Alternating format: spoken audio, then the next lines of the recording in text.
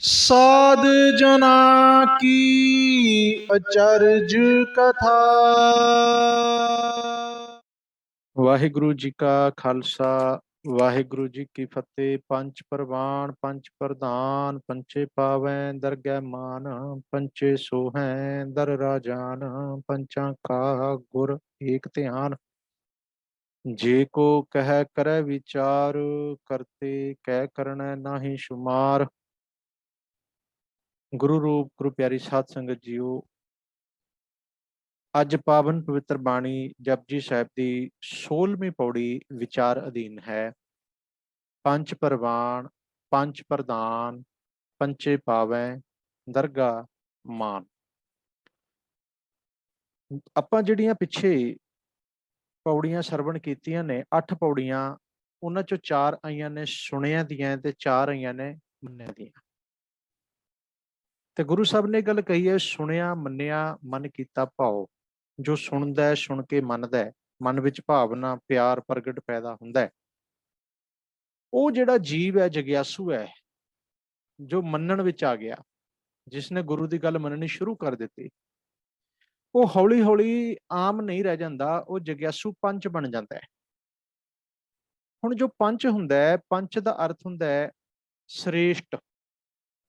ਪੰਚ ਦਾ ਅਰਥ ਇੱਥੇ 5 ਨਹੀਂ ਹੈ, ਪੰਚ ਦਾ ਅਰਥ ਹੁੰਦਾ ਸ੍ਰੇਸ਼ਟ, ਉੱਤਮ। ਜਿਵੇਂ ਪਿੰਡਾਂ ਵਿੱਚ ਪੰਚਾਇਤ ਚੁਣੀ ਜਾਂਦੀ ਹੈ, ਇੱਕ ਸਰਪੰਚ ਹੁੰਦਾ ਤੇ ਬਾਕੀ ਕੁਝ ਲੋਕ ਪੰਚ ਹੁੰਦੇ ਨੇ। ਹੁਣ ਬੰਦਾ ਇੱਕੋ ਹੀ ਹੁੰਦਾ ਹੈ, ਉਹਦੇ ਨਾਲ ਇੱਕ ਰੁਤਬਾ ਲੱਗ ਜਾਂਦਾ ਹੈ ਕਿ ਇਹ ਸਾਡੇ ਪਿੰਡ ਦਾ ਪੰਚ ਹੈ, ਇਹ ਬਾਕੀਆਂ ਨਾਲੋਂ ਸ੍ਰੇਸ਼ਟ ਹੈ, ਇਹਨੂੰ ਕਿਸੇ ਗੁਣ ਦੇ ਆਧਾਰ ਤੇ ਚੁਣਿਆ ਗਿਆ, ਇਹਨੂੰ ਕੋਈ ਵੱਡੀ ਜ਼ਿੰਮੇਵਾਰੀ ਦਿੱਤੀ ਜਾਏਗੀ। ਹੁਣ ਇਸੇ ਤਰ੍ਹਾਂ ਧਰਮ ਦੇ ਮਾਰਗ ਤੇ ਜਿਹੜਾ ਜਗਿਆਸੂ ਸੁਣਨ ਅਤੇ ਮੰਨਣ ਵਿੱਚ ਆ ਜਾਂਦਾ ਹੈ, ਜੋ ਗੁਰੂ ਦੀ ਗੱਲ ਨੂੰ ਸੁਣਦਾ ਵੀ ਹੈ ਅਤੇ ਮੰਨਦਾ ਵੀ ਹੈ, ਤੇ ਉਹਦੀ ਕਮਾਈ ਇੱਕ ਦਿਨ ਉਹਨੂੰ ਪੰਚ ਦੀ ਅਵਸਥਾ ਤੱਕ ਲੈ ਜਾਂਦੀ ਹੈ। ਤੇ ਜੋ ਪੰਚ ਬਣਦਾ ਹੈ, ਉਹੀ ਉਸ ਸੱਚ ਦੇ ਦਰ ਤੇ ਪ੍ਰਵਾਨ ਵੀ ਹੁੰਦਾ ਹੈ, ਉਹੀ ਪ੍ਰਧਾਨ ਹੈ। ਪ੍ਰਵਾਨ ਵੀ ਉਹੀ ਹੈ, ਪ੍ਰਧਾਨ ਵੀ ਉਹੀ ਹੈ। ਪੰਚੇ ਪਾਵੇਂ ਦਰਗਹਿ ਮਾਨ। ਸੱਚ ਦੀ ਦਰਗਾਹ ਵਿੱਚ, ਗੁਰੂ ਜੀ ਦੀ ਦਰਗਾਹ ਵਿੱਚ ਜਾਂ ਹਜ਼ੂਰੀ ਵਿੱਚ ਉਹੀ ਮਾਨ ਵੀ ਪਾਉਂਦੇ ਨੇ। ਮਾਨ ਦਾ ਅਰਥ ਹੈ ਸਤਿਕਾਰ ਮਿਲਦਾ ਹੈ, ਉਹਨਾਂ ਨੂੰ ਗੁਰੂ ਦੀ ਵਡਿਆਈ ਮਿਲਦੀ ਹੈ। ਹੁਣ ਦੇਖੋ, ਇਹ ਸੰਸਾਰੀ ਮਾਨ ਨਹੀਂ ਹੈ, ਇਸ ਕਰਕੇ ਮਾਨ ਦੇ ਨੰਨੇ ਨੂੰ ਔਂਕੜ ਲੱਗ ਗਿਆ ਵਿਸ਼ੇਸ਼ ਮਾਨ। ਉਹ ਮਾਨ ਜਿਹੜਾ ਦੁਨੀਆ ਵਿੱਚੋਂ ਨਹੀਂ ਮਿਲ ਸਕਦਾ, ਉਹ ਮਾਨ ਜਿਸ ਦੀ ਦੁਨੀਆ ਬਰਾਬਰੀ ਨਹੀਂ ਕਰ ਸਕਦੀ। ਜੋ ਮਾਨ ਗੁਰੂ ਨੇ ਦੇਣਾ ਹੈ, ਉਹ ਸੰਸਾਰ ਦੇ ਸਾਰੇ ਮਾਨ ਸਨਮਾਨ ਤੋਂ ਉੱਚਾ ਹੁੰਦਾ ਹੈ। ਇਸ ਲਈ ਮਾਨ ਦੇ ਨੰਨੇ ਨੂੰ ਔਂਕੜ ਵਿਸ਼ੇਸ਼ ਮਾਨ। ਉਹ ਦਰਗਾਹ ਦੇ ਵਿੱਚ ਮਾਨ ਪਾਉਂਦੇ ਨੇ। ਪੰਚੇ ਸੋਹੈ ਦਰ ਰਾਜਾਨ। ਰਾਜਿਆਂ ਦਾ ਰਾਜਾ, ਰਾਜਨ ਰਾਜ ਭਾਨਨ ਭਾਨ ਦੇਵਾਨ ਦੇਵ ਉਪਮਾ ਮਹਾਨ। ਤੁਮ ਹੋ ਸਭ ਰਾਜਨ ਕੇ ਰਾਜਾ। ਅਕਾਲ ਪੁਰਖ ਪਰਮੇਸ਼ਰ ਜੋ ਰਾਜਾਨ ਹੈ, ਹੁਣ ਉਹ ਫੇਰ ਔਂਕੜ ਹੈ ਸ੍ਰੇਸ਼ਟ ਰਾਜਾ, ਉੱਤਮ, ਜਿਸ ਵਰਗਾ ਕੋਈ ਰਾਜਾ ਨਹੀਂ, ਕੋ ਹਰ ਸਮਾਨ ਨਹੀਂ ਰਾਜਾ। ਉਸ ਰਾਜਿਆਂ ਦੇ ਰਾਜਾਨ ਅਕਾਲ ਪੁਰਖ ਦੇ ਦਰ ਤੇ ਪੰਚ ਹੀ ਸ਼ੋਭਦੇ ਨੇ। ਉਹੀ ਪ੍ਰਵਾਨ ਨੇ, ਉਹੀ ਪ੍ਰਧਾਨ ਨੇ, ਉਹਨਾਂ ਨੂੰ ਮਾਨ ਮਿਲਦਾ, ਉਹੀ ਉੱਥੇ ਸ਼ੋਭਾ ਪਾਉਂਦੇ ਨੇ। ਹੁਣ ਦੇਖੋ, ਪੰਚ ਬਣਨਾ ਹੀ ਸਾਡੇ ਵਾਸਤੇ ਬੜਾ ਔਖਾ ਹੈ। ਆਪਾਂ ਇਹ ਕਹਿ ਲਈਏ, ਜੇ ਅਸੀਂ ਆਪਣੀ ਮੰਜ਼ਿਲ ਪੰਚ ਬਣਨਾ ਵੀ ਮਿੱਥ ਲਈਏ ਤੇ ਅਸੀਂ ਆਪਣੀ ਜ਼ਿੰਦਗੀ 'ਚ ਪੰਚ ਵੀ ਬਣ ਜਾਈਏ ਤਾਂ ਸਾਡੀ ਬੜੀ ਵੱਡੀ ਪ੍ਰਾਪਤੀ ਹੋਏਗੀ। ਕਿਉਂਕਿ ਪੰਚ ਜਿਹੜਾ ਹੈ ਇਹ ਆਮ ਨਹੀਂ ਹੈ। ਸੰਸਾਰੀ ਤੌਰ ਤੇ ਪੰਚ ਆਮ ਬੰਦਾ ਹੋ ਸਕਦਾ ਹੈ, ਇੱਕ ਪਿੰਡ ਦਾ ਹੋ ਸਕਦਾ, ਚਲੋ ਉਹਨੂੰ ਪਿੰਡ ਦੇ 50-100 ਲੋਕ ਜਾਣਦੇ ਨੇ। ਸੰਸਾਰੀ ਪੰਚ ਪੰਛੀ ਤੋਂ ਲੈ ਵੀ ਸਕਦਾ ਹੈ, ਪਰ ਜਿਹੜਾ ਇਹ ਪੰਚ ਹੁੰਦਾ ਨਾ ਗੁਰਮਤਿ ਨਾਲ ਜੁੜਨ ਵਾਲਾ, ਇਹ ਪੰਚ ਹਮੇਸ਼ਾ ਵਾਸਤੇ ਪ੍ਰਵਾਨ ਹੁੰਦਾ ਹੈ। ਇਹ ਪੰਚ ਕਦੀ ਮਲੀਨ ਨਹੀਂ ਹੁੰਦਾ, ਇਹ ਪੰਚ ਕਦੀ ਮਾਇਆ ਵਿੱਚ ਫਸਦਾ ਨਹੀਂ, ਕਿਉਂਕਿ ਇਹ ਮਾਇਆ ਦੇ ਸਾਰੇ ਪਾਠ ਪੜ੍ਹ ਕੇ, ਮਾਇਆ ਨੂੰ ਸਮਝ ਕੇ, ਮਾਇਆ ਤੋਂ ਉੱਪਰ ਚਲਾ ਜਾਂਦਾ ਹੈ, ਮਾਇਆ ਨੂੰ ਪਾਰ ਕਰ ਜਾਂਦਾ ਹੈ। ਇਸ ਲਈ ਗੁਰੂ ਸਾਹਿਬ ਕਹਿੰਦੇ ਨੇ, ਇਹ ਪੰਚ ਹੀ ਪੰਚੇ।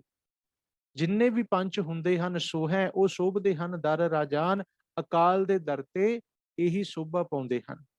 ਇਹਨਾਂ ਪੰਚਾਂ ਦਾ, ਪੰਚਾਂ ਕਾ ਗੁਰ ਏਕ ਧਿਆਨ।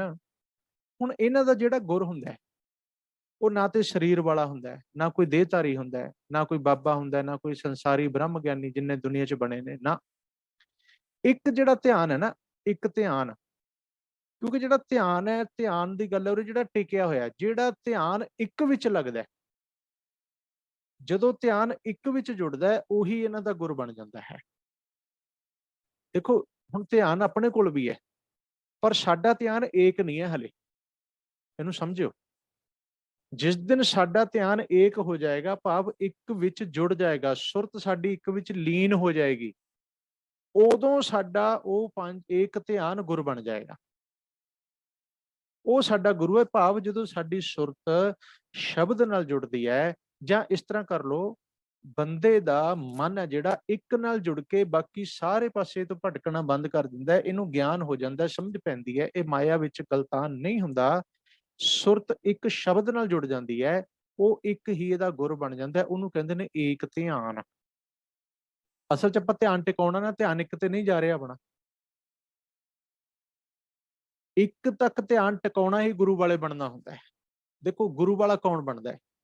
ਜਿਹਨੇ ਇੱਕ ਗੁਰੂ ਨੂੰ ਮੰਨ ਲਿਆ, ਇੱਕ ਗੁਰੂ ਨੂੰ ਫੋਲੋ ਕਰਨ ਲੱਗ ਪਿਆ, ਇੱਕ ਗੁਰੂ ਦਾ ਚੇਲਾ ਬਣ ਗਿਆ, ਇੱਕ ਗੁਰੂ ਦਾ ਸੇਵਕ ਬਣ ਗਿਆ, ਇੱਕ ਗੁਰੂ ਦੀ ਸਿੱਖਿਆ ਲੈ ਰਿਹਾ, ਪਰ ਉਹ ਬਾਹਰੀ ਤੌਰ ਤੇ ਕਹਿਣ ਵਿੱਚ ਹੈ, ਮਨ ਹਲੇ ਵੀ ਨਹੀਂ ਟਿਕਿਆ ਹੁੰਦਾ। ਬਹੁਤ ਲੋਕ ਨੇ ਜਿਨ੍ਹਾਂ ਨੇ ਅੰਮ੍ਰਿਤ ਵੀ ਛਕਿਆ, ਬੜੇ ਲੋਕ ਨੇ, ਨਿਤਨੇਮ ਵੀ ਕਰਦੇ ਨੇ, ਬਾਣੀ ਵੀ ਪੜ੍ਹਦੇ ਨੇ, ਪਰ ਫੇਰ ਵੀ ਕਿਤੇ ਨਾ ਕਿਤੇ ਜਾ ਕੇ ਮਨ ਭਟਕਦਾ, ਮਨ ਟੁੱਟਦਾ, ਸੁਰਤ ਇੱਕ ਤੋਂ ਟੁੱਟਦੀ ਹੈ। ਜਦੋਂ ਇੱਕ ਤੋਂ ਟੁੱਟ ਕੇ ਦੂਜੇ ਪਾਸੇ ਗਈ ਤੇ ਗੁਰੂ ਵਾਲੇ ਤੇ ਰਹਿ ਨਹੀਂ ਗਏ। ਗੁਰੂ ਦਾ ਅਰਥ ਹੁੰਦਾ ਹੈ ਵੀ ਜਦੋਂ ਤੁਸੀਂ ਹੋ ਜਾਓ ਤੁਸੀਂ 100%, ਫਿਰ ਉਹਦੇ ਹੀ ਹੋ। ਕੋਈ ਦੁੱਖ, ਕੋਈ ਸੁੱਖ, ਕੋਈ ਖੁਸ਼ੀ, ਗਮੀ, ਜਨਮ, ਮੌਤ, ਵਾਧਾ ਘਾਟਾ, ਮਾਨ ਅਪਮਾਨ, ਬੁਰਾ ਭਲਾ ਤੁਹਾਨੂੰ ਡੋਲਾਏ ਨਾ, ਤੁਹਾਨੂੰ ਤੋੜੇ ਨਾ। ਤੁਹਾਡਾ ਧਿਆਨ ਵਿੱਚ ਕੇਵਲ ਇੱਕ ਗੁਰੂ ਰਹਿਣਾ ਚਾਹੀਦਾ ਹੈ, ਸ਼ਬਦ ਰਹਿਣਾ ਚਾਹੀਦਾ ਹੈ, ਇੱਕ ਤੋਂ ਬਿਨਾਂ ਸੁਰਤ ਦੂਜੇ ਪਾਸੇ ਨਹੀਂ ਜਾਣੀ ਚਾਹੀਦੀ। ਉਦੋਂ ਤੁਸੀਂ ਗੁਰੂ ਵਾਲੇ ਬਣਦੇ ਹੋ ਅਸਲ ਵਿੱਚ। ਉਹ ਤੋਂ ਪਹਿਲਾਂ ਤਾਂ ਅਸੀਂ ਪ੍ਰੋਸੈਸ ਵਿੱਚ ਹਾਂ। ਇਸ ਲਈ ਗੁਰੂ ਸਾਹਿਬ ਕਹਿ ਰਹੇ ਨੇ, ਪਰ ਹੁਣ ਜਿਹੜੇ ਪ੍ਰਵਾਨ ਹੋਏ ਨੇ, ਉਹ ਕਿਉਂ ਪ੍ਰਵਾਨ ਹੋਏ ਨੇ, ਪੰਚ ਕਿਉਂ ਬਣੇ ਨੇ? ਕਿਉਂ? ਕਿਉਂਕਿ ਉਹਨਾਂ ਨੇ ਇਹ ਕਮਾਈ ਕਰ ਲਈ ਹੈ, ਕੋਈ ਪ੍ਰਾਪਤੀ ਕਰ ਚੁੱਕੇ ਨੇ। ਉਹਨਾਂ ਨੇ ਆਪਣਾ ਧਿਆਨ ਇੱਕ ਵਿੱਚ ਗੁਰ ਵਿੱਚ ਜੋੜਿਆ ਤੇ ਉਹ ਗੁਰੂ ਵਾਲੇ ਬਣ ਗਏ। ਉਹੀ ਪ੍ਰਵਾਨ ਨੇ, ਉਹੀ ਪ੍ਰਧਾਨ ਨੇ, ਉਹੀ ਮਾਨ ਪਾਉਂਦੇ ਨੇ, ਉਹੀ ਸ਼ੋਭਦੇ ਨੇ, ਕਿਉਂਕਿ ਉਹਨਾਂ ਦਾ ਗੁਰ ਏਕ ਧਿਆਨ, ਆਪਣੇ ਧਿਆਨ ਨੂੰ ਇੱਕ ਵਿੱਚ ਜੋੜ ਕੇ ਗੁਰੂ ਵਾਲੇ ਬਣ ਜਾਂਦੇ ਨੇ। ਹੁਣ ਕਹਿੰਦੇ ਜੇ ਕੋ ਕਹਿ ਕਰੈ ਵਿਚਾਰ, ਜੇ ਕੋਈ ਜੀਵ ਉਹਨਾਂ ਨੂੰ ਕੁਝ ਗੱਲ ਆਖਦਾ, ਉਹ ਕਹਿੰਦੇ ਨੇ ਵਿਚਾਰ ਕਰੋ, ਕਰੇ ਵਿਚਾਰ। ਕਿਉਂਕਿ ਦੁਨੀਆ ਬੜਾ ਕੁਝ ਕਹਿੰਦੀ ਹੈ, ਲੋਕ ਕਹਿੰਦੇ ਨੇ, ਕੁਝ ਪੁੱਛਦੇ ਨੇ, ਸਮਝਦੇ ਨੇ, ਸਮਝਾਉਂਦੇ ਨੇ, ਕੁਝ ਕਟਾਕਸ਼ ਕਰਦੇ ਨੇ, ਕੁਝ ਬਹਿਸ ਕਰਦੇ ਨੇ। ਉਹ ਕਹਿੰਦੇ ਨੇ ਕਰੇ ਵਿਚਾਰ, ਉਹ ਵਿਚਾਰ ਕਰਕੇ ਦੇਖ ਲੈ। ਜੇ ਕਿਸੇ ਨੂੰ ਇਸ ਗੱਲ ਦੇ ਵਿੱਚ ਸ਼ੰਕਾ ਹੈ, ਕਰੇ ਵਿਚਾਰ, ਉਹ ਵਿਚਾਰ ਕਰੇ। ਕਿਉਂਕਿ ਵਿਚਾਰ ਵਾਲਾ ਪੱਖ ਜਿਹੜਾ ਸੀ ਉਹ ਸ਼ੁਰੂ ਤੋਂ ਘਟਿਆ ਹੋਇਆ ਸੀ। ਲੋਕੀ ਬਹਿਸ ਕਰਦੇ ਸਨ, ਲੜਾਈ ਝਗੜੇ ਕਰਦੇ ਸਨ, ਹੰਕਾਰ ਵਿੱਚ ਆ ਜਾਂਦੇ ਸਨ, ਪਰ ਵਿਚਾਰ ਵਾਲੇ ਪਾਸੇ ਨਹੀਂ ਸੀ ਹੁੰਦੇ। ਵਿਚਾਰ ਵਿੱਚ ਕੀ ਹੁੰਦਾ ਹੈ? ਵਿਚਾਰ ਵਿੱਚ ਇਹ ਗੱਲ ਹੁੰਦੀ ਹੈ ਵੀ ਜਦੋਂ ਅਸੀਂ ਮੰਨ ਲਓ ਵੀ ਦੋ ਧਿਰਾਂ ਬੈਠ ਗਈਆਂ ਜਾਂ ਤਿੰਨ ਧਿਰਾਂ ਬੈਠ ਗਈਆਂ, ਜਾਂ ਇੱਕ ਪਾਸੇ ਇੱਕ ਧਿਰ ਹੈ, ਇੱਕ ਪਾਸੇ ਚਾਰ ਧਿਰਾਂ ਨੇ, ਇੱਕ ਧਿਰ ਚਾਰਾਂ ਦੀ ਗੱਲ ਨੂੰ ਕੱਟ ਰਹੀ ਹੈ, ਚਾਰੇ ਜਾਣੇ ਬੈਠ ਕੇ ਵਿਚਾਰ ਕਰਨਗੇ, ਆਪੋ ਆਪਣੇ ਵਿਚਾਰ ਦੇਣਗੇ। ਫਿਰ ਜਿਸ ਦੀ ਵਿਚਾਰ ਵਧੀਆ ਹੋਏਗੀ, ਚੰਗੀ ਹੋਏਗੀ, ਸਾਰਿਆਂ ਨੂੰ ਕੱਟੇਗੀ, ਉਹਨੂੰ ਸਾਰੇ ਫੋਲੋ ਕਰ ਲੈਣਗੇ, ਮੰਨ ਲੈਣਗੇ। ਇਹ ਤੇ ਹੁੰਦੀ ਹੈ ਵਿਚਾਰ। ਇੱਕ ਹੁੰਦੀ ਹੈ ਬਹਿਸ। ਬਹਿਸ ਵਿੱਚ ਬਸ ਗੱਲ ਕੱਟੀ ਜਾਣੀ ਹੈ, ਮੰਨਣੀ ਨਹੀਂ ਹੈ ਕਿਸੇ ਦੀ ਗੱਲ। ਬਈ ਹਾਂ ਆਹ ਗੱਲ ਸਹੀ ਆ ਰਹੀ ਹੈ ਜੀ, ਇਹ ਵਿਚਾਰ ਸਹੀ ਆ ਰਹੀ ਹੈ, ਅਸੀਂ ਉਰੇ ਗਲਤ ਸਾਬਤ ਹੋ ਰਹੇ ਹਾਂ, ਵਿਦ ਪ੍ਰੂਫ ਹੋ ਰਹੇ ਹਾਂ, ਸਾਨੂੰ ਆਪਣੇ ਚ ਸ਼ੋਧ ਕਰਨੀ ਚਾਹੀਦੀ ਹੈ। ਉਹ ਨਹੀਂ ਹੁੰਦਾ। ਉਹ ਗਲਤ ਗੱਲ ਨੂੰ ਵੀ ਸਹੀ ਸਿੱਧ ਕਰਨ ਦੀ ਕੋਸ਼ਿਸ਼ ਕਰਦੇ ਨੇ, ਦੂਜੇ ਦੀ ਸਹੀ ਗੱਲ ਨੂੰ ਗਲਤ ਸਿੱਧ ਕਰਨ ਦੀ ਕੋਸ਼ਿਸ਼, ਬਹਿਸ ਚੱਲੀ ਜਾਂਦੀ ਹੈ। ਹੁਣ ਦੋਨੇ ਪਾਸੇ ਹੋ ਵਿਚਾਰ ਰਹੀ ਹੈ, ਡਿਬੇਟ ਹੋ ਰਹੀ ਹੈ, ਪਰ ਇੱਕ ਪਾਸੇ ਗੱਲ ਮੰਨ ਲਈ ਜਾਂਦੀ ਹੈ, ਇੱਕ ਪਾਸੇ ਮੰਨੀ ਨਹੀਂ ਜਾਂਦੀ। ਬਹਿਸ ਤੇ ਵਿਚਾਰ ਦਾ ਫਰਕ ਹੁੰਦਾ ਹੈ। ਗੁਰੂ ਸਾਹਿਬ ਨੇ ਤਾਂ ਕਿਹਾ ਜੇ ਕੋ ਕਹਿ ਕਰੇ ਵਿਚਾਰ। ਕਹਿੰਦੇ ਜੇ ਕਿਸੇ ਨੂੰ ਇਸ ਗੱਲ ਵਿੱਚ ਸ਼ੰਕਾ ਹੈ, ਜੇ ਕੋਈ ਕੁਛ ਗੱਲ ਕਰਨੀ ਚਾਹੁੰਦੇ, ਉਹ ਆਏ ਵਿਚਾਰ ਕਰੇ, ਤੇ ਉਹਨੂੰ ਇਹ ਪਤਾ ਲੱਗੇਗਾ ਕਰਤੇ ਕੈ ਕਰਨਾ ਨਾ ਹੀ ਸ਼ੁਮਾਰ, ਵੀ ਜਿਹੜਾ ਕਰਤਾ ਹੈ ਉਹਦੇ ਕਰਨੇ ਦਾ, ਉਹਦੀ ਕਿਰਤ ਦਾ, ਉਹਦੀਆਂ ਦਾਤਾਂ ਦਾ, ਉਹਦੀਆਂ ਬਖਸ਼ਿਸ਼ਾਂ ਦਾ ਕੋਈ ਅੰਤ ਨਹੀਂ, ਕੋਈ ਲੇਖਾ ਜੋਖਾ ਨਹੀਂ ਹੈ, ਕੋਈ ਗਿਣਤੀ ਮਿਣਤੀ ਨਹੀਂ ਹੈ। ਸ਼ੁਮਾਰ ਦਾ ਅਰਥ ਹੁੰਦਾ ਲੇਖ, ਗਿਣਤੀ ਮਿਣਤੀ। ਅਕਾਲ ਪੁਰਖ ਦੀ ਜਦੋਂ ਸਿਫਤੋ ਸਲਾਹ ਕੀਤੀ, ਗੁਰੂ ਸਾਹਿਬ ਕਹਿੰਦੇ ਉਹ ਬੇਸ਼ੁਮਾਰ ਹੈ, ਜਿਹਦਾ ਸ਼ੁਮਾਰ ਕੋਈ ਲੇਖਾ ਹੀ ਨਹੀਂ ਹੋ ਸਕਦਾ। बेशुमार अथाह अगंत अतुल्य ज्यों बुलावो त्यों नानक दास बुलै। जेहवा एक कवन गुण कही है, बेशुमार बेअंत स्वामी तेरो अंत ना किन्ही लही है। कहते तू इन्ना वड्डा बेशुमार है, तेरा अंत असीं पा ही नहीं सकते। हुण इत्थे उही गल कह रहे ने, करते दा की अंत पाओगे, ਕਿਹੜੀ ਗਿਣਤੀ ਕਰੋਗੇ, ਕਿਹੜਾ ਹਿਸਾਬ ਰੱਖੋਗੇ, ਕਿਹੜੇ ਉਹਨੂੰ ਤੁਸੀਂ ਛੱਬੇ ਚ ਪਾ ਕੇ ਤੋਲੋਗੇ ਵੀ ਹਾਂ ਵਾਹਿਗੁਰੂ ਤੂੰ ਇੰਨਾ ਦਿੱਤਾ ਤੇ ਅਸੀਂ ਆਹ ਦਿੱਤਾ ਹੈ, ਤੂੰ ਇੰਨੀਆਂ ਦਾਤਾਂ ਦਿੱਤੀਆਂ ਅਸੀਂ ਇਹਦਾ ਅੰਤ ਪਾਇਆ, ਇੰਨਾ ਮੁੱਲ ਦੇ ਦਿੱਤਾ, ਇੰਨੀ ਅਸੀਂ ਤੇਰੀ ਵੈਲਿਊ ਪਾ ਲਈ ਹੈ, ਕੀ ਪਾਵਾਂਗੇ ਆਪਾਂ? ਅਸੀਂ ਆਪਣੇ ਸਰੀਰ ਦੀ ਵੈਲਿਊ ਨਹੀਂ ਹਲੇ ਤੱਕ ਸਮਝ ਪਾਏ, ਦੇਣੀ ਤੇ ਦੂਰ ਦੀ ਗੱਲ ਹੈ। ਅਸੀਂ ਰੱਬ ਨੂੰ ਆਪਣੀ ਬੋਡੀ ਦੀ ਵੈਲਿਊ ਦੇ ਨਹੀਂ ਸਕਦੇ ਕਿਉਂਕਿ ਹਲੇ ਸਮਝ ਹੀ ਨਹੀਂ ਆਈ ਹੈਗੀ ਇਹਦੀ ਵੈਲਿਊ ਕਿੰਨੀ ਹੈ। ਇੱਕ ਇੱਕ ਅੰਗ ਦੀ ਕੀਮਤ ਕਰੋੜਾਂ ਰੁਪਏ ਦੀ ਅੱਜ ਸੰਸਾਰ 'ਚ ਹੈ। ਤੁਸੀਂ ਅੱਖ ਪਾਉਣੀ ਆ, ਕਈ ਕਈ ਲੱਖ ਰੁਪਏ ਲੈ ਲੈਂਦੇ ਨੇ। ਹਾਰਟ ਦਾ ਟ੍ਰਾਂਸਪਲਾਂਟ ਹੁੰਦੇ ਨੇ, ਹਾਰਟ ਜਾਂ ਤੁਹਾਡੇ ਲੀਵਰ ਟ੍ਰਾਂਸਪਲਾਂਟ ਹੋ ਗਿਆ, ਕਿਡਨੀ ਟ੍ਰਾਂਸਪਲਾਂਟ ਹੋ ਗਈ, ਕਈ ਕਈ ਲੱਖਾਂ ਦਾ ਖਰਚਾ ਹੈ। ਕਈ ਇਲਾਜ ਇੰਨੇ ਮਹਿੰਗੇ ਨੇ, ਕਰੋੜਾਂ ਦਾ ਖਰਚਾ ਹੈ। ਫਿਰ ਇੰਨਾ ਕੁਝ ਸਰੀਰ ਚੋਂ ਨਿਕਲ ਹੀ ਜਾਂਦਾ, ਡਾਕਟਰ ਹੈਰਾਨ ਹੋ ਜਾਂਦੇ ਨੇ। ਹਲੇ ਤੱਕ ਬੋਡੀ ਦੀ ਕੀਮਤ ਨਹੀਂ ਪਈ ਹੈ, ਉਹਦੀ ਕਿੱਥੋਂ ਪਾ ਲੋਗੇ? ਸੂਰਜ ਦੀ ਕੀ ਕੀਮਤ ਪਾਵਾਂਗੇ, ਚੰਦਰਮਾ ਦੀ ਕੀ ਕੀਮਤ ਪਾਵਾਂਗੇ, ਤਾਰਿਆਂ ਦੀ ਕੀ ਕੀਮਤ ਪਾਵਾਂਗੇ? ਅਸੀਂ ਪਾਣੀ ਦਾ ਕੀ ਮੁੱਲ ਦੇ ਸਕਦੇ ਹਾਂ? ਅਸੀਂ ਪਵਨ ਦਾ, ਹਵਾ ਦਾ ਕੀ ਮੁੱਲ ਦੇ ਸਕਦੇ ਹਾਂ? ਨਹੀਂ ਦੇ ਸਕਦੇ। ਕਰਤੇ ਕਿਆ ਕਰਨਾ ਨਾ ਹੀ ਸ਼ੁਮਾਰ। ਕਹਿੰਦੇ ਜੇ ਉਹਦੇ ਕੀਤੇ ਦਾ ਸ਼ੁਮਾਰ ਨਹੀਂ, ਫਿਰ ਕਰਤੇ ਦਾ ਸ਼ੁਮਾਰ ਲੇਖਾ ਕਿੱਥੋਂ ਕੱਢਾਂਗੇ ਆਪਾਂ? ਹਲੇ ਤੇ ਸਾਨੂੰ ਉਹਦੇ ਕੀਤੇ ਦਾ ਨਹੀਂ ਪਤਾ ਲੱਗਿਆ, ਕਰਤੇ ਦਾ ਕਿੱਥੋਂ ਪਤਾ ਲੱਗੇਗਾ? ਜਿਹੜੇ ਲੋਕ ਕਹਿੰਦੇ ਅਸੀਂ ਰੱਬ ਪਾ ਲਿਆ, ਜੇ ਤੁਸੀਂ ਰੱਬ ਪਾ ਲਿਆ, ਤੁਸੀਂ ਵੱਡੇ ਹੋ, ਰੱਬ ਛੋਟਾ ਹੋ ਗਿਆ। ਉਹਨੂੰ ਪਾਉਣਾ ਨਹੀਂ ਹੈ, ਪਾਉਣ ਨੂੰ ਕੋਈ ਖੋਇਆ ਨਹੀਂ ਹੋਇਆ। ਉਹ ਕਹਿੰਦੇ ਨਾ ਰੱਬ ਲੱਭ ਰਹੇ ਆ, ਰੱਬ ਲੱਭਣਾ, ਰੱਬ ਗਵਾਚਾ ਵੀ ਨਹੀਂ ਹੋਇਆ। ਲੱਭੋਗੇ ਤਾਂ ਉਹ ਜਿਹੜੀ ਚੀਜ਼ ਗਵਾਚੀ ਹੋਈ ਹੈ, ਪਾਓਗੇ ਉਹ ਜਿਹੜੀ ਤੁਹਾਡੇ ਕੋਲ ਹੈ ਨਹੀਂ, ਉਹ ਤੁਹਾਡੇ ਕੋਲ ਹੀ ਹੈ, ਗਵਾਚਿਆ ਵੀ ਨਹੀਂ ਹੋਇਆ। ਅਸੀਂ ਖੁਦ ਗਵਾਚੇ ਹੋਏ ਆ। ਜੀਵ ਭਰਮ ਚ ਭੁੱਲਿਆ ਫਿਰਦਾ, ਭਰਮੇ ਭੁੱਲਾ ਦਹਿ ਦਿਸਤਾਵੈ, ਨਿਮਖ ਮਾਹੇ ਚਾਰ ਕੁੰਟ ਫਿਰਾਵੈ। ਭਰਮੇ ਭੁੱਲਾ ਸਭ ਜਗ ਫਿਰੈ, ਭਾਦੋਏ ਭਰਮ ਭੁਲਾਣੀਆਂ ਦੂਜਾ ਲੱਗਾ ਹੇਤ। ਭਾਦੋ ਭਰਮ ਭੁੱਲੀ, ਭੁੱਲ ਭੁੱਲ ਪਛੋਤਾਣੀ। ਭੁੱਲਣ ਅੰਦਰ ਸਭ ਕੋ ਭੁੱਲ ਗੁਰੂ ਕਰਤਾ। ਭੁੱਲੇ ਤੇ ਅਸੀਂ ਆ, ਗਵਾਚੇ ਤੇ ਆਪਾਂ ਹੋਏ ਆ, ਲੱਭ ਅਸੀਂ ਰੱਬ ਨੂੰ ਰਹੇ ਆ। ਤਾਂ ਹੀ ਗੁਰਬਾਣੀ ਨੇ ਕਿਤੇ ਨਹੀਂ ਕਿਹਾ ਰੱਬ ਨੂੰ ਲੱਭੋ, ਕਹਿੰਦੇ ਆਪਣੇ ਅੰਦਰ ਦੇਖ, ਆਪਣੇ ਆਪ ਨੂੰ ਖੋਜ ਲੈ, ਤੇਰੇ ਅੰਦਰੋਂ ਹੀ ਤੈਨੂੰ ਲੱਭ ਜਾਣਾ। ਕਾਹੇ ਰੇ ਬਨ ਖੋਜਨ ਜਾਈ, ਸਰਬ ਨਿਵਾਸੀ ਸਦਾ ਅਲੇਪਾ, ਤੂ ਹੀ ਸੰਗ ਸਮਾਈ। ਮਨ ਤੂੰ ਜੋਤ ਸਰੂਪ ਹੈ, ਆਪਣਾ ਮੂਲ ਪਛਾਣ। ਮਨ ਹਰ ਜੀ ਤੇਰੇ ਨਾਲ ਹੈ, ਗੁਰਮਤੀ ਰੰਗ ਮਾਣ। ਕਹਿੰਦੇ ਆਪਣੇ ਮੂਲ ਨੂੰ ਪਛਾਣ ਲਾ, ਮੂਲ ਦੇ ਨਾਲ ਹੀ ਰੱਬ ਬੈਠਾ ਹੈ, ਉਹ ਕੋਈ ਦੂਰ ਥੋੜੀ ਹੈ। ਅਸਲ 'ਚ ਜੀਵ ਆਪਣੇ ਆਪ ਨੂੰ ਭੁੱਲਿਆ ਹੋਇਆ। ਅਸੀਂ ਕਰਤੇ ਦੇ ਗੁਣਾਂ ਨੂੰ ਵੇਖਣਾ ਹੈ। ਵੇਖਣ ਦਾ ਅਰਥ ਕੀ ਹੈ? ਵੀ ਸਮਝਣਾ ਹੈ।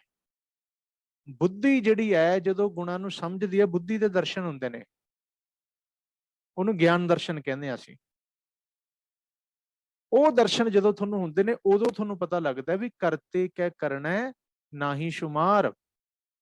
ਇਹ ਅਸੀਂ ਅੱਜ ਵੀ ਕਹਿ ਦਿੰਦੇ ਆ ਵੀ ਹਾਂਜੀ ਠੀਕ ਹੈ ਜੀ, ਰੱਬ ਦਾ ਅੰਤ ਨਹੀਂ ਪਾਇਆ ਜਾ ਸਕਦਾ। ਬੜਾ ਇੱਕ ਗੱਲ ਹੁੰਦਾ ਹੈ ਸੁਣ ਕੇ ਕਹਿਣਾ, ਇੱਕ ਗੱਲ ਹੁੰਦਾ ਹੈ ਉਹਦਾ ਤੁਸੀਂ ਰਿਅਲਾਈਜ਼ ਕਰਨਾ, ਤੁਸੀਂ ਉਸ ਉਹਨਾਂ ਗਿਆਨ ਪ੍ਰਾਪਤ ਕਰ ਲੈਣਾ ਵੀ ਕਿਉਂ ਨਹੀਂ ਪਾਇਆ ਜਾ ਸਕਦਾ।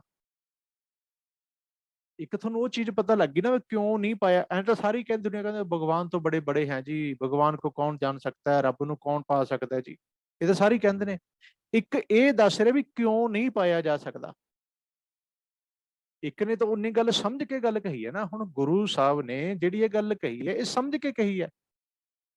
ਉਹਨਾਂ ਦਾ ਪ੍ਰੈਕਟੀਕਲ ਹੈ, ਉਹਨਾਂ ਨੂੰ ਕੁਝ ਦਿਖਿਆ ਹੈ, ਉਹਨਾਂ ਦੀ ਸੁਰਤ ਬਹੁਤ ਜ਼ਿਆਦਾ, ਉਹਨਾਂ ਦੀ ਮੱਤ ਅਕਲ ਬਹੁਤ ਵੱਡੀ ਹੈ, ਵਿਰਾਟ ਹੈ।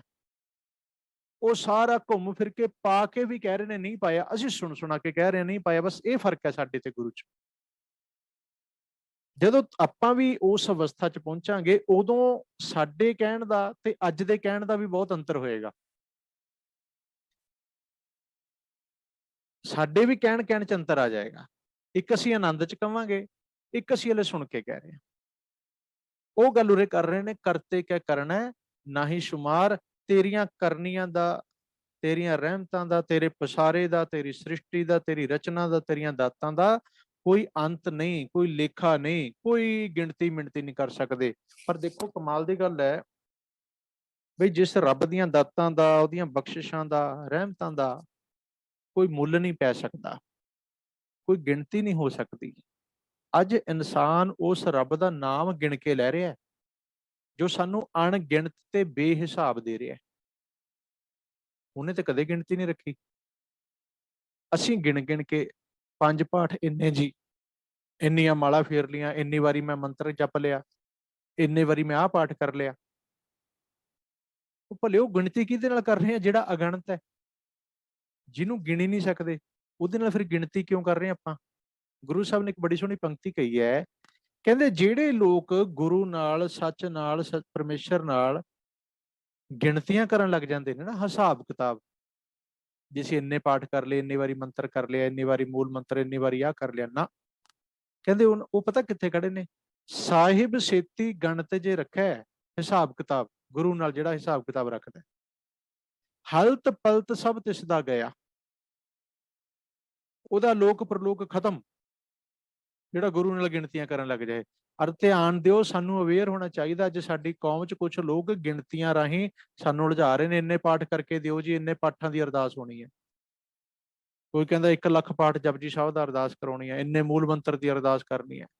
ਤੁਸੀਂ ਯਾਰ ਬਾਣੀ ਪੜੋ, ਗਿਣਤੀਆਂ 'ਚ ਕਿਉਂ ਪੈ ਗਏ ਤੁਸੀਂ? ਗੁਰੂ ਸਾਹਿਬ ਨੇ ਤਾਂ ਕਦੇ ਨਹੀਂ ਕਿਹਾ ਵੀ ਇੰਨੇ ਪਾਠ ਕਰਕੇ ਦੋ, ਮੈਂ ਤੁਹਾਡੇ ਤੋਂ ਖੁਸ਼ ਹੋਊਂਗਾ, ਆਹ ਮਿਲੂਗਾ, ਉਹ ਮਿਲੇਗਾ। ਕਿਹੜੇ ਪਾਸੇ ਤੁਰ ਪਏ ਆਪਾਂ? ਜਦੋਂ ਸਿੱਧਾ ਹੀ ਗੁਰੂ ਸਾਹਿਬ ਕਹਿ ਰਹੇ ਨੇ ਵੀ ਜਿਹੜਾ ਗਿਣਤੀਆਂ ਕਰੇਗਾ ਉਹਦਾ ਤਾਂ ਲੋਕ ਪਰਲੋਕ ਹੀ ਖਤਮ ਹੈ, ਤੇ ਫਿਰ ਇਹ ਸਾਨੂੰ ਕੀ ਕਰ ਰਹੇ ਨੇ? ਮਤ ਥੋੜੀ ਸੇਵ ਗਵਾਈ ਹੈ। ਕਹਿੰਦੇ ਥੋੜੀ ਮਤ ਹੋਵੇ ਨਾ, ਬੰਦਾ ਕੀਤੀ ਹੋਈ ਸੇਵਾ ਵੀ ਗਵਾ ਲੈਂਦਾ। ਅਸੀਂ ਜਿਹੜਾ ਪਾਠ ਪੂਜਾ ਮਾੜਾ ਮੋਟਾ ਕਰਨਾ, ਲਿਖੇ ਬਹਿਣਾ, ਉਹ ਵੀ ਖਤਮ ਹੋ ਜਾਣਾ। ਕਿਉਂ? ਕਿਉਂਕਿ ਸਾਡੇ ਕੋਲ ਵਿਚਾਰ ਨਹੀਂ ਹੈ, ਗਿਆਨ ਨਹੀਂ ਹੈ, ਸਾਨੂੰ ਸਮਝ ਨਹੀਂ ਹੈ, ਅਸੀਂ ਲਾਈ ਲੱਗ ਲੋਕ ਹਾਂ। ਤੁਸੀਂ ਗੁਰਬਾਣੀ ਦਾ ਪਾਠ ਕਰੋ, ਆਨੰਦ ਲੈਣ ਵਾਸਤੇ ਕਰਨਾ ਹੈ। ਬਾਣੀ ਦਾ ਪਾਠ ਆਪਣੇ ਆਪ ਨੂੰ ਬਦਲਣ ਵਾਸਤੇ ਕਰਨਾ ਹੈ, ਆਪਣੇ ਆਪ ਨੂੰ ਅੰਦਰੋਂ ਚੇਂਜ ਕਰਨ ਵਾਸਤੇ ਕਰਨਾ ਹੈ, ਕਿ ਗਿਣਤੀਆਂ ਵਾਸਤੇ ਕਰਨਾ ਹੈ? ਮੰਨ ਲਓ ਅਸੀਂ ਚਲੋ ਕਰੋੜ ਪਾਠ ਕਰ ਲਿਆ, 1 ਕਰੋੜ ਪਾਠ ਕਰਕੇ ਅਸੀਂ ਕਹਿਤਾ ਰੱਬ ਨੂੰ ਵੀ ਆਹ ਲੈ, ਅਸੀਂ 1 ਕਰੋੜ ਵੀ ਆਹ ਲੈ, 1 ਕਰੋੜ ਦਿੱਤਾ, ਉਹ ਵੱਡਾ ਹੋ ਗਿਆ, ਉਹ ਹੁਣ ਖੁਸ਼ ਹੋ ਗਿਆ, ਮਤਲਬ ਫਿਰ ਤੇ ਰੱਬ ਵੀ ਭੁੱਖਾ ਵੀ ਹਾਂ ਗਿਣਤੀਆਂ ਦਾ। ਨਾਲੇ ਪੜ੍ਹੀ ਜਾਂਦੇ ਆ ਨਾ, ਵੱਡਾ ਨਾ ਹੋਵੇ, ਘਾਟ ਨਾ ਜਾਏ, ਕੀਮਤ ਪਾ ਨਹੀਂ ਸਕਦੇ। ਕਹਿਣ ਨਾਲੋਂ ਵੱਡਾ ਨਹੀਂ ਹੁੰਦਾ, ਨਾ ਕਹਿਣ ਨਾਲੋਂ ਛੋਟਾ ਨਹੀਂ ਹੁੰਦਾ। ਸਾਡੇ ਅੰਦਰ ਹੰਕਾਰ ਵੱਧ ਜਾਂਦਾ ਹੈ, ਅਸੀਂ ਆਪਣੇ ਆਪ ਨੂੰ ਪਤਾ ਨਹੀਂ ਕੀ ਮੰਨਣ ਲੱਗ ਜਾਂਦੇ ਆ। ਸੋ ਇਹਨਾਂ ਚੀਜ਼ਾਂ ਨੂੰ ਸਮਝਣ, ਉਹ ਕਹਿੰਦੇ ਉਹਦਾ ਸ਼ੁਮਾਰ ਹੀ ਨਹੀਂ, ਅੰਤ ਨਹੀਂ ਪਾ ਸਕਦੇ ਤੁਸੀਂ। ਕੀ ਫਿਰ ਉਹਨੂੰ 1 ਲੱਖ ਕਰੋੜ ਪਾਠ ਦੀ ਕੀ ਵੈਲਿਊ ਹੈ? ਜਿਹੜਾ ਆਦ ਸੱਚ ਜੁਗਾਦ ਸੱਚ ਹੈ, ਉੱਥੇ 1 ਕਰੋੜ ਪਾਠ ਕੀ ਕਰ ਲੇਗਾ ਤੁਹਾਡਾ? ਪਰ ਇੱਕ ਚਿੱਤ ਇੱਕ ਛਿਨ, ਉਹਦੇ ਨਾਲ ਸੁਰਤ ਜੋੜ ਕੇ ਇੱਕ ਵਾਰੀ ਸੱਚ ਨਾਲ ਜੁੜਨਾ, ਉਹਦਾ ਧਿਆਨ ਧਰ ਕੇ ਉਹਦੇ ਵਰਗਾ ਹੋ ਜਾਣਾ, ਆਪਣੇ ਆਪ ਨੂੰ ਉਹਦੇ ਵਿੱਚ ਲੀਨ ਕਰਨਾ, ਤੁਹਾਡਾ ਜਨਮ ਮਰਨ ਕੱਟ ਸਕਦਾ ਹੈ। ਏਕ ਚਿੱਤ ਜੇ ਇੱਕ ਛਿਨ ਤੇ ਆਇਓ, ਕਾਲ ਫਾਸ ਕੇ ਵਿੱਚ ਨਾ ਆਇਓ। ਇੱਕ ਪਲ ਦਾ ਧਿਆਨ, ਇੱਕ ਖਿੰਨ ਦੀ ਸੁਰਤ ਟਿਕੀ ਹੋਈ, ਇੱਕ ਪਲ ਦਾ ਤੁਹਾਡੇ ਮਨ ਅੰਦਰ ਪੈਦਾ ਹੋਇਆ ਵਿਸ਼ੇਸ਼ ਗੁਣ ਤੁਹਾਨੂੰ ਜਨਮ ਮਰਨ ਤੋਂ ਮੁਕਤ ਕਰ ਸਕਦਾ। ਪਰ ਦੂਜੇ ਪਾਸੇ 1 ਕਰੋੜ ਵੀ ਸ਼ਾਇਦ ਸਾਡਾ ਕੁਝ ਉਹਨਾਂ ਨਾ ਸਵਾਰੇ। ਇਸ ਲਈ ਗੁਰੂ ਸਾਹਿਬ ਨੇ ਸਾਨੂੰ ਗਿਣਤੀਆਂ, ਮਿਣਤੀਆਂ, ਲੇਖੇ ਜੋਖੇ, ਕਿਹੜੇ ਚੱਕਰਾਂ 'ਚ ਦੁਨੀਆ ਤੁਰੀ ਫਿਰਦੀ ਹੈ, ਸਾਨੂੰ 'ਚ ਬਾਹਰ ਕੱਢਿਆ ਹੈ। ਪਰ ਕੁਝ ਲੋਕ ਅੱਜ ਕਰਾ ਰਹੇ ਨੇ ਕੰਮ। ਮੈਂ ਤਾਂ ਬੇਨਤੀ ਕੀਤੀ ਵੀ ਤੋਂ ਅਵੇਅਰ ਰਹੋ। ਤੁਸੀਂ 1 ਪਾਠ ਕਰ ਲਓ, ਮਤਾ ਚੱਕਰ 'ਚ ਪਾਓ ਮੈਂ ਅੱਜ 5 ਕਰਨੇ ਨੇ, ਅੱਜ 7 ਕਰਨੇ, ਅੱਜ 11 ਕਰਨੇ, 21 ਕਰਨੇ। ਨਹੀਂ, ਇਹ ਚੀਜ਼ ਗੁਰਮਤ ਵਿੱਚ ਹੈ ਹੀ ਨਹੀਂ। ਆ ਲੋਕਾਂ ਨੇ ਸਿਮਰਨੇ ਪਾਏ ਨੇ, ਦੱਬੀ ਜਾਂਦੇ ਨੇ, ਉਹ ਧਿਆਨ ਉਹਦੇ 'ਚ ਰਹਿੰਦਾ, ਉਂਗਲੀ ਦੇ ਉੱਪਰ, ਵੀ ਕਿੰਨੀ ਵਾਰੀ ਹੋ ਗਿਆ, 100 ਹੋ ਗਿਆ, 1000 ਹੋ ਗਿਆ, 2000 ਹੋ ਗਿਆ, ਧਿਆਨ ਤੇ ਉੱਥੇ ਹੀ ਹੈ। ਗੁਰੂ ਸਾਹਿਬ ਨੇ ਤਾਂ ਹੀ ਤਾਂ ਗਿਆ ਸੀ ਉੱਥੇ, ਗੱਲ ਤੀਰਥਾਂ ਦੀ ਕਹਤੀ, ਕਹਿੰਦੇ ਤੀਰਥ ਬਰਤਰ ਦਾਨ ਕਰ, ਮਨ ਮੈਂ ਧਰੈ ਗੁਮਾਨ।